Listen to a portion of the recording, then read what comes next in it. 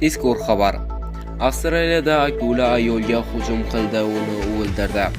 Assalomu alaykum azizlar, muhim xabarlar kanaliga xush kelibsiz. Agarda kanalda yangi bo'lib turgan bo'lsangiz, videorolikimiz ostiga bir dona like tugmachasini bosib, kanalimizga obuna bo'lib qo'yishni unutmang. Avstraliyaning yangi Janubiy Uisel shtatidagi plyajda suzayotgan ayol va erkakka akula hujum qildi. Oqibatda 20 yoshli ayol voqea joyida halok bo'ldi. Bu haqda BBC xabar berdi.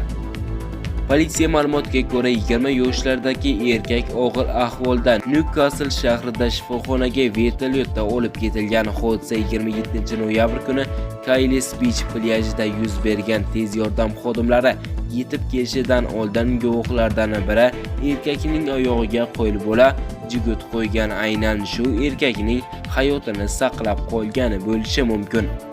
Bu vaziyatda ba'zi guvohlarning jasorati hayratlanarli, dedi tez tibbiy yordam xizmati boshlig'i Josh Smith.